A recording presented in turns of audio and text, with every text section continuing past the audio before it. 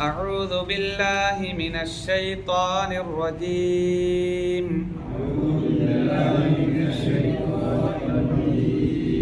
بسم الله الرحمن الرحيم.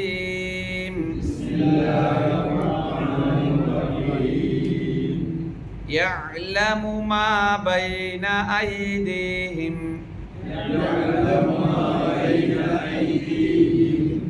وما خلفهم ولا يشفعون إلا لمن ارتضى وهم من خشيته مشفقون. يعلم ما بين أيديهم وما خلفهم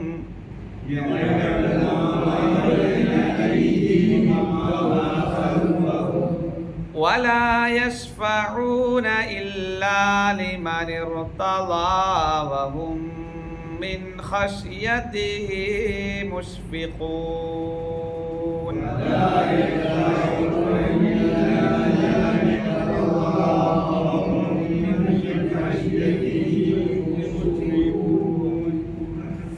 ومن يقل منهم إني إله من دونه ومن يقل منهم إني إله من دونه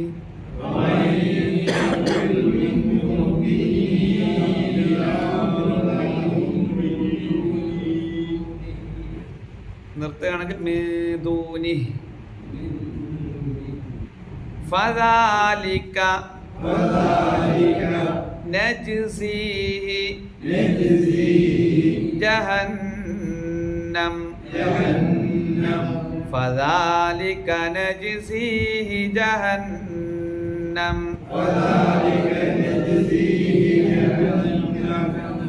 കദാലിക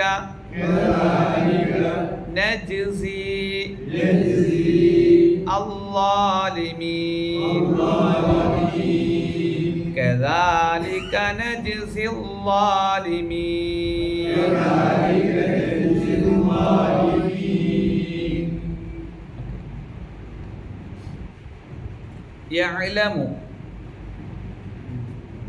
يعلم അവൻ അറിയുന്നു അല്ലെങ്കിൽ അവൻ അറിയും. മാ ബൈന ഐദീഹിം മാ ഒന്ന് ബൈന ഇടയിൽ ഐദീഹിം യദുൻ കൈ ഐദീഹിം അവരുടെ രണ്ട് കൈ. അപ്പൊ അവരുടെ മുന്നിലുള്ളത് യഅലമു മാ ബൈന ഐദീഹിം മാ ബൈന ഐദീഹിം എന്ന് പറഞ്ഞാൽ അവരുടെ മുമ്പിൽ ഉള്ളത് ആണ് അതിൻ്റെ അർത്ഥം. വാക്കർത്ഥം വെച്ചും മാ ഒന്ന് ബൈന ഇടയിൽ ഐദീഹിം അവരുടെ കൈകൾ അവരുടെ കൈകൾക്കിടയിൽ ഉള്ളതെന്ന് പറഞ്ഞാൽ അവരുടെ മുന്നിലുള്ളത്. യഅലമു മാ ബൈന ഐദീഹിം അവരുടെ മുന്നിലുള്ളത് അവൻ അറിയുന്നു. വമാ യാതൊന്നും ഖൽഫ പുറകെ ഖൽഫഹും അവരുടെ പുറകിലുള്ള അവരുടെ പിന്നിലുള്ളതും. യഅലമു മാ ബൈന ഐദീഹിം വമാ ഖൽഫഹും അവരുടെ മുന്നിലുള്ളതും അവരുടെ പുറകിലുള്ള പിന്നിലുള്ളതും അവൻ അറിയുന്നു. വലാ യശ്ഫഊന അവർ ശുപാർശ ചെയ്യുക ഇല്ല അവർ ശുപാർശ ചെയ്യുന്നതും അല്ല. ഇല്ലാ മൻ ഒരുവൻ അല്ലാതെ ഇർതളാ റിള തൃപ്തി, വല സൗഫ യർള നമ്മൾ പഠിച്ചു കുറെ സുഹൃത്തുക്കൾ. റിള തൃപ്തി, ഇർത്തള അവൻ തൃപ്തിപ്പെട്ടു, ഇല്ലാ ലിമൻ ഇർത്തള അവൻ തൃപ്തിപ്പെട്ടവർ ഒഴികെ, തൃപ്തിപ്പെട്ടവർ അല്ലാതെ.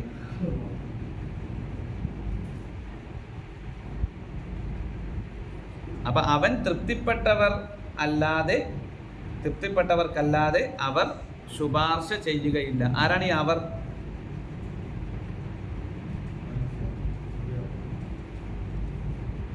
തൊട്ടുമുമ്പുള്ള ആയത്ത് നമ്മൾ പഠിച്ചു വരുന്ന ആരും മലക്കുകളെ സംബന്ധിച്ചാണ് അല്ലേ?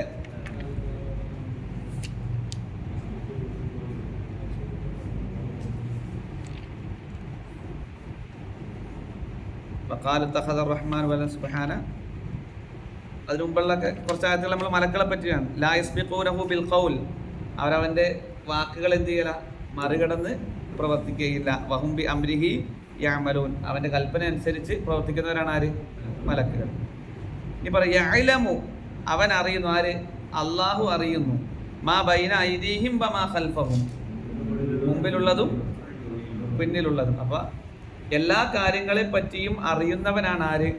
അള്ളാഹു. അഥവാ കഴിഞ്ഞു പോയ കാര്യങ്ങളെ പറ്റിയും അള്ളാഹു അറിയും, ഇനി വരാനിരിക്കുന്ന കാര്യത്തെ പറ്റിയും അള്ളാഹുവിന് എന്ത് ചെയ്യാം?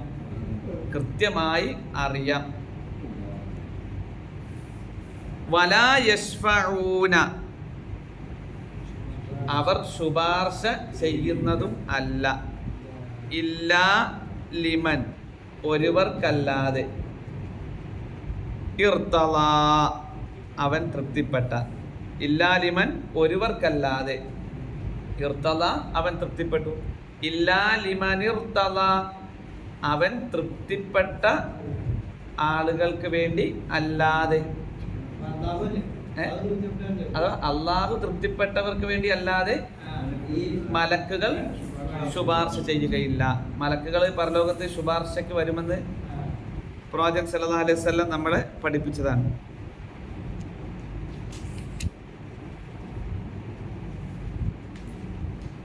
അതിന്റെ വിശദീകരണത്തിൽ കാണാം, വഖത്ത് സബത ഫി സഹീഹി അന്നൽ മലായികത യശ്ഫഊന ഫി ദാറിൽ ആഖിറ, നാളെ പരലോകത്ത് സഹിഹായ ഹദീസ് കൊണ്ട് സ്ഥിരപ്പെട്ട കാര്യമാണ് ഇത്. പരലോകത്ത് മലക്കുകൾ ശുപാർശ ചെയ്യാനായി വരുമെന്ന് പ്രവാചകൻ സല്ലല്ലാഹു അലൈഹി വസല്ലം പഠിപ്പിച്ചിട്ടുള്ളതാണ്.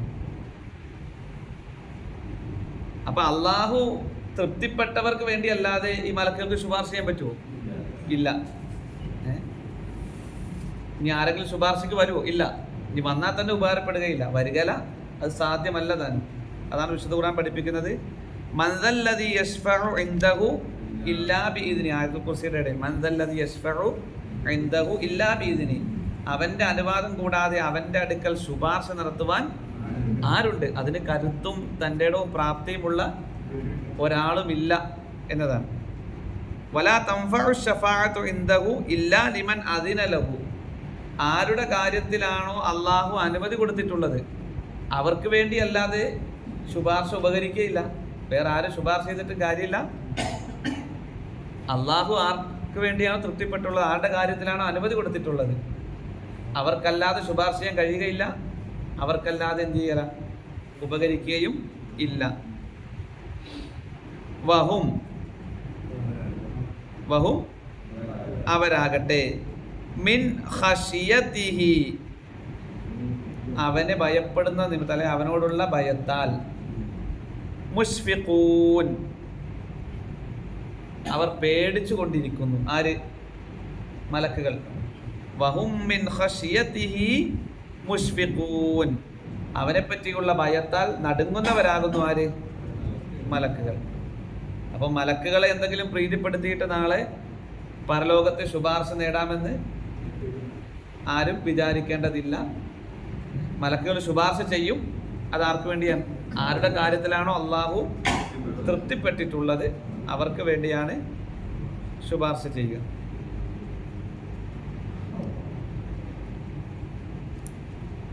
അടുത്തായിട്ട് നോക്കാം. വമയ്യഖുൽ, ഖാല പറഞ്ഞു, യഖൂലു പറയുന്നു, ഖുൽ നീ പറ അല്ലെങ്കിൽ പറ. വമൻ യഖുൽ, മൻ യഖുൽ ആരെങ്കിലും പറഞ്ഞാൽ, ആരെങ്കിലും പറയുന്ന പക്ഷം, മിൻഹും അവരിൽ നിന്ന്, ഹും അവർ, മിൻ ഇൽ നിന്ന്, മിൻഹും അവരിൽ നിന്ന്, ഇന്നി നിശ്ചയമായും ഞാൻ, ഇലാഹുൻ ഇലാഹാണെന്ന്, ആരാധ്യനാണെന്ന്, ഇന്നി ഇലാഹുൻ ഞാൻ ആരാധ്യനാകുന്നു, മിൻ ദൂനിഹി അവനെ കൂടാതെ, അള്ളാഹുവിനെ കൂടാതെ. അപ്പോൾ വമൻ യഖുൽ മിൻഹും ഇന്നി ഇലാഹും മിൻ ദൂനിഹി അവരുടെ കൂട്ടത്തിൽ ആരെങ്കിലും ഇപ്രകാരം പറഞ്ഞാൽ അള്ളാഹുവിന് പുറമേയുള്ള ഇലാഹാണ്, ആരാധ്യനാണ് എന്ന് ആരെങ്കിലും പറയുന്ന പക്ഷം, ഫദാലിക എന്നാൽ അവൻ നജ്സീഹി അവന് നാം പ്രതിഫലം നൽകും. ജസാ പ്രതിഫലം, നജ്സീഹി നാം അവന് പ്രതിഫലം നൽകും, ജഹന്നം നരകം. ഫദാലിക നജ്സീഹി ജഹന്നം അവന് നാം നരകം പ്രതിഫലമായി നൽകുന്നതാണ്.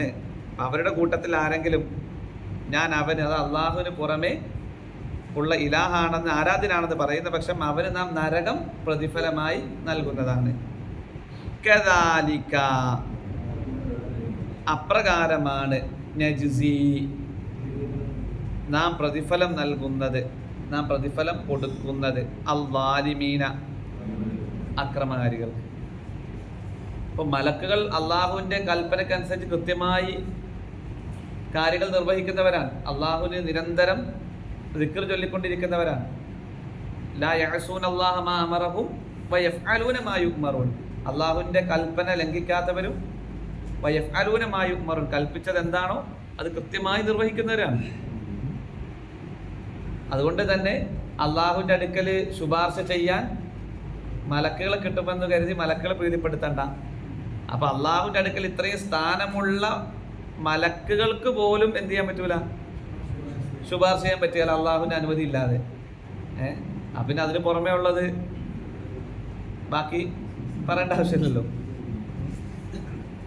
നാട്ടില് ഒത്തിരി ഔലിയാക്കളും ഹോജമാരും അതും ഇതും ഏത് സ്വർഗം തന്നെ വിലക്കെടുത്തവരും എൻ്റെ മുരീദാരും നരകത്തിലില്ലെന്ന് നരകത്തെ കാക്കുന്ന മലക്ക് പറഞ്ഞ് ഓവറാക്കി അല്ലെ. അത് എല്ലാത്തിലും ഇച്ചിരി ഓവർ ഉണ്ടെന്നുള്ള. അപ്പൊ ആ മലക്കുകൾ പോലും, അഥവാ ഒരു തെറ്റും ചെയ്യാൻ കഴിയാത്ത ആ രൂപത്തിൽ സൃഷ്ടിക്കപ്പെട്ട മലക്കുകൾക്ക് പോലും ഒരാൾക്ക് വേണ്ടി ശുപാർശ ചെയ്യാൻ കഴിയുകയില്ല അള്ളാഹുവിന്റെ അനുമതി ഇല്ലാതെ. അപ്പം പ്രവാചകന്മാർക്ക് കഴിയില്ല, ഒരാൾക്കും കഴിയില്ല. അതാണ് മൻദല്ലദീ യശ്ഫഉ ഇൻദഹു ഇല്ലാ ബിഇദ്നി. അവൻ്റെ അനുമതി കൂടാതെ അവൻ്റെ അടുക്കൽ ശുപാർശ നടത്തുവാൻ ആരുണ്ട് എന്ന് അല്ലാഹു സുബ്ഹാനഹു വ തആല ചോദിക്കുകയാണ്. ഈ ഒരു ആയത്തുൽ കുർസിയെങ്കിലും നമ്മുടെ സമൂഹം മനസ്സിലാക്കിയിരുന്നെങ്കിൽ തൗഹീദ് അവരെന്ത് ചെയ്തേനെ, മനസ്സിലാക്കിയേനെ അല്ലേ. നമ്മളും ആയത്തുൽ കുർസിയുടെ എന്ത് ചെയ്യണം, അർത്ഥസഹിതം പഠിക്കണം. അത് അർത്ഥം അറിഞ്ഞ് തന്നെ നമ്മൾ പഠിക്കണം. അത് അറിയില്ല എന്ന് പറയുന്നതൊരു ഇളവല്ല. തൗഹീദ് അറിഞ്ഞവരാണ് നമ്മൾ. ആയത്തുൽ കുർസി അർത്ഥം അറിഞ്ഞ് തന്നെ പഠിക്കണം. അല്ലാഹു ലാ ഇലാഹ ഇല്ലാ ഹുവൽ ഹയ്യുൽ ഖയ്യൂം ലാ തഅഖുദുഹു സിനത്തുൻ വലാ നൗം. സിനത്ത് എന്താ, നൗം എന്താ, മയക്കം, ക്ഷീണം, ഉറക്കം ഒന്നും അവനെന്ത് ചെയ്യല, ബാധിക്കുകയില്ല. അങ്ങനെ തുടങ്ങി ഓരോ പദാനുപദം എന്ത് ചെയ്യണം, അർത്ഥം പറഞ്ഞു കൊടുക്കാൻ നമുക്ക് കിട്ടണം. നമ്മൾ സ്വന്തമായിട്ട് പറഞ്ഞാൽ പോരാ, പറഞ്ഞു കൊടുക്കാൻ നമുക്ക് കിട്ടണം. അതുകൊണ്ട് നമസ്കാര ശേഷം 5 നേരത്തെ നമസ്കാര ശേഷം ഇതാരെങ്കിലും പാരായണം ചെയ്യുന്നെങ്കിൽ സ്വർഗത്തിൽ അവനെന്തുണ്ട്, ഒരു വീടുണ്ടെന്ന് പ്രവാചകൻ സല്ലല്ലാഹു അലൈഹി വസല്ലം പഠിപ്പിക്കുകയാണ്. നമ്മൾ കേവലം ചൊല്ലിപ്പോകല്ല, അതൊന്ന് മനസ്സറിഞ്ഞ് തന്നെ എന്ത് ചെയ്യണം, ചൊല്ലണം. അപ്പോൾ നമുക്ക് കുറേ ആയി ഖുർആൻ ക്ലാസ്, പല ഖുർആൻ ക്ലാസ്സുകൾ നമുക്ക് എന്ത് ചെയ്യുന്നുണ്ട്, കിട്ടുന്നുണ്ട്. അതനുസരിച്ച് നമ്മുടെ ഖുർആൻ ഓത്ത് മെച്ചപ്പെട്ട് വരണം, ഹിഫ്ള് മെച്ചപ്പെട്ട് വരണം, തജ്വീദിൻ്റെ നിയമങ്ങൾ മെച്ചപ്പെട്ട് വരണം. ഇതെല്ലാം പഠിക്കുമ്പോൾ ഏറ്റവും പ്രാധാന്യത്തോടു കൂടി അതിൽ നിന്ന് കിട്ടുന്ന അള്ളാഹു എന്താണോ ഉദ്ദേശിക്കുന്നത് അത് നമ്മുടെ ജീവിതത്തിലേക്ക്, നമ്മുടെ എല്ലാവരുടെയും ജീവിതത്തിലേക്ക് എന്ത് ചെയ്യണം, കടന്നു വരണം. അപ്പോഴാണ് ഈ ഖുർആന് വേണ്ടിയുള്ള ഇരുത്തം അത് ഉപകാരപ്പെടുക. പലപ്പോഴും തജ്വീദ് അധികം പഠിച്ചു കഴിയുമ്പോൾ നമ്മുടെ ചിന്തകൾ എന്ത് ചെയ്യരുത്, വെറും തജ്വീദായിട്ട് മാറിപ്പോകരുത്. ഒരു പരിധിക്കപ്പുറം തജ്വീദ് പഠിക്കണം, ഇതെല്ലാം ചെയ്യണം. ആ തജ്വീദ് അറിയാത്തവരൊക്കെ മോശക്കാർ, ആ ഒത്ത് ശരിയല്ല, അങ്ങനെ ഒരു ചിന്തയിലേക്ക് എന്ത് ചെയ്യരുത്, ഒരിക്കലും പോകരുത്. തജ്വീദിലേറെ പ്രാധാന്യത്തോടു കൂടി ചെയ്യേണ്ടതാണ് ഇത്. ആ ഖുർആൻ എന്താണോ പഠിപ്പിക്കുന്നത് അത് നമ്മുടെ ജീവിതത്തിൽ ആദ്യം കൊണ്ടുവരിക എന്നുള്ളത്. തജ്വീദിനെ വില കുറച്ച് പറയല്ല കേട്ടോ. മഖ്റജ് ശ്രദ്ധിക്കണം, തജ്വീദ് നിയമങ്ങളൊക്കെ പാലിക്കണം. നിങ്ങളുടെ ശബ്ദം കൊണ്ട് നിങ്ങൾ ഖുർആനിനെ മനോഹരമാക്കുക എന്ന് പ്രവാചകൻ സല്ലല്ലാഹു അലൈഹി വസല്ലം പഠിപ്പിച്ച് നമുക്ക് കാണാം. ഒരുപാട് നിർദ്ദേശങ്ങൾ അതുമായി ബന്ധപ്പെട്ടുണ്ട്. പക്ഷെ അതിലേറെ ഒരു പടി മുമ്പിൽ എപ്പോഴും നിൽക്കേണ്ടത് ഏതാണ്? ആ അർത്ഥം മനസ്സിലാക്കി നമ്മുടെ ജീവിതത്തിൽ കൊണ്ടുവരുന്നതിനായിരിക്കണം നമ്മൾ പ്രാധാന്യം കൊടുക്കേണ്ടത്. പലപ്പോഴും ഈ തജ്വീദ് ക്ലാസ്സുകൾ കൂടുതൽ കേട്ട് കഴിഞ്ഞ് ആ ഇമാമിൻ്റെ പറയും പറ്റിയല്ല, ഈ ഇമാമിൻ്റെ പറയും പറ്റിയല്ല, അദ്ദേഹത്തിന് ഹാ പറ്റിയല്ല, അങ്ങനെ ഒരു ചർച്ചയിലേക്ക് പോകുന്നതിനപ്പുറം നമ്മൾ ശരിയാക്കാൻ ശ്രമിക്കുക. കുറവുകളുണ്ടെങ്കിൽ ഏറ്റവും മാന്യമായിട്ട് എന്ത് ചെയ്യുക, ആരെടുത്തെങ്കിലും പറഞ്ഞു കൊടുക്കാം, അതിന് കുഴപ്പമൊന്നുമില്ല. പുറത്തിറങ്ങിയിട്ട് നിസ്കാരം കഴിഞ്ഞിട്ട് ആ നിസ്കാരം എല്ലാം കൂടെ അവിടെ ഇട്ടിട്ട് പോകുന്ന രൂപത്തിലുള്ള ചർച്ചകൾ എന്ത് ചെയ്യരുത്, ഒരിക്കലും ഉണ്ടാകാൻ പാടില്ല. ഓക്കെ. വമൻ യഖുൽ മിൻഹും ഇന്നി ഇലാഹും മിൻ ദൂനി, അള്ളാഹുവിന് പുറമെ ഉള്ള ആരാധ്യനാണെന്ന് ഞാൻ എന്ന് അവരുടെ കൂട്ടത്തിൽ, മലക്കുകളുടെ കൂട്ടത്തിൽ ആരെങ്കിലും പറയുന്ന പക്ഷം അവർക്ക് നാം നരകമാണ് പ്രതിഫലം കൊടുക്കുക. കദാലിക നജ്സിൽ ളാലിമീൻ, അപ്രകാരം അത്രേ അക്രമകാരികൾക്ക് നാം പ്രതിഫലം കൊടുക്കുക. അപ്പൊ അള്ളാഹുവിന് പുറമെ ആരാധ്യന്മാരാണെന്ന് പറയുന്ന ആളുകളെ സംബന്ധിച്ചിടത്തോളം അവർക്ക് നരകമാണ് ശിക്ഷയായിട്ടുണ്ടാകുക. ഏറ്റവും വലിയ അതിക്രമം ഏതാ?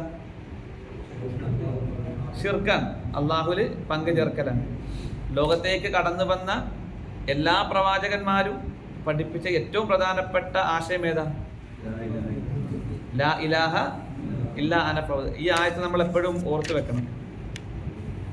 25-ാമത്തെ ആയത്ത്, വമാ അർസൽനാ മിൻ ഖബ്ലിക മിർ റസൂലിൻ ഇല്ലാ നൂഹി ഇലൈഹി അന്നഹു ലാ ഇലാഹ ഇല്ലാ അന ഫഅബ്ദുൻ. പ്രബോധന മേഖലയിൽ നമുക്ക് ഉപകരിക്കുന്ന ആയത്താണ്. ലോകത്തേക്ക് ഒരു പ്രവാചകനെയും അയച്ചിട്ടില്ല നിനക്ക് മുമ്പ്. പ്രവാചകനോട് പറയാൻ ഇല്ലാ നൂഹി ഇലൈഹി, അവർക്ക് നാം വഹി നൽകിയിട്ടല്ല. അത് പ്രത്യേകമായിട്ട് അള്ളാഹു എടുത്ത് പറയാണ്. ലാ ഇലാഹ, നാം അല്ലാതെ ഇലാഹില്ലെന്നും ഇല്ലാ അന ഫഅബ്ദുൻ, എന്നെ എല്ലാം നിങ്ങൾ ആരാധിച്ചു പോരരുതെന്നും. അപ്പൊ ആദർശം തൗഹീദ് എന്നത് അള്ളാഹു നൽകിയ മഹത്തായ ഒരു തൗഫീഖായി നമ്മൾ എപ്പോഴും അതിനെ കാണണം. തൗഹീദുള്ളവർക്കിടയിൽ അകൽച്ചയുണ്ടാക്കാനും ഛിദ്രതയുണ്ടാക്കുവാനുമാണ് പിശാച് എപ്പോഴും ശ്രമിച്ചു കൊണ്ടിരിക്കുക എന്നതും നമ്മൾ ഗൗരവത്തോടു കൂടി കാണണം. ഖുർആന് വേണ്ടി നന്നായി നമ്മൾ സമയം നീക്കിവെക്കുക. 29 ആയത്തും നന്നായി മനഃപ്പാഠമാക്കാൻ നമ്മൾ ശ്രമിക്കുക. അല്ലെങ്കിൽ അതിൽ പ്രയാസമുള്ളവരാണെങ്കിൽ നന്നായി തജ്വീദ് അനുസരിച്ച് ഓതാൻ നമുക്ക് കഴിയും. ഇതിലെ തജ്വീദിൻ്റെ നിയമങ്ങൾ കൂടിയാണ് നമുക്കത് പറഞ്ഞു പോകാം. യഅലമു മാ ബൈന ഐദീഹിം വ, എന്താ ഐദീഹിം വ നിയമം? വെളിവാക്കി ഉച്ചരിക്കണം. ആ മീമിനെ വെളിവാക്കണം. സുക്കൂനുള്ള മീമിന് ശേഷം ബാओ മീമോ അല്ലാത്ത ഏതക്ഷരം വന്നാലും സുക്കൂനുള്ള മീമിനെ മണിക്കാൻ പാടില്ല, വെളിവാക്കി ഉച്ചരിക്കണം. വമാ ഖൽഫഹും വ, അവിടെയും അത് തന്നെ ഇൽഹാർ ശഫവിയാണ്. വലാ യശ്ഫഊന ഇല്ലാ ലിമനിർതദാ വഹും മിൻ, അവിടെ എന്താ നിയമം? സുക്കൂനുള്ള മീമിന് ശേഷം മീമ് വന്നു. ആദ്യത്തെ മീമിനെ രണ്ടാമത്തെ മീമിനോട് ചേർത്ത് മണിച്ച് ഓതണം. മിൻ ഖശ്യതിഹി മുഷ്ഫിഖൂൻ, കൂട്ടി ഓതുകയാണെങ്കിൽ ആ ഹീ അല്പം എന്ത് ചെയ്യണം? നീട്ടണം. വഹും മിൻ ഖശ്യതിഹി മുഷ്ഫിഖൂൻ, അത് ഓത്തിന്റെ ഒഴുക്കിന് വേണ്ടിയിട്ടാണ്. വമൻ യഖുൽ, അവിടെ എന്താ നിയമം? സുക്കൂള്ള നൂന് ശേഷം യാ വന്നു. ഇദ്ഗാം ബി ഗുന്ന, മണിച്ച് കൂട്ടിച്ചേർത്ത് ഉച്ചരിക്കണം. വമൻ യഖുൽ, വമൻ യഖുൽ അല്ല, വമയ്യ, വമൻ വമയ്യ. തജ്വീദ് നിയമം മനപ്പാടാക്കില്ലെങ്കിലും ഇത് ശീലിച്ചാൽ എന്ത് ചെയ്യാം, ഓത്തിലത് സ്വാഭാവികമായിട്ട് എന്ത് ചെയ്യും, പതുക്കെ വന്നോളും. വമയ്യഖുൽ മിൻഹും, മിൻ ഹു നിയമം ഇൽഹാർ, വെളിവാക്കി ഉച്ചരിക്കണം. മിൻഹും ഇ, അവിടെയും മീമിനെ വെളിവാക്കി ഉച്ചരിക്കണം. ഇന്നി, നൂന് ശബ്ദ വന്നു മണിക്കണം.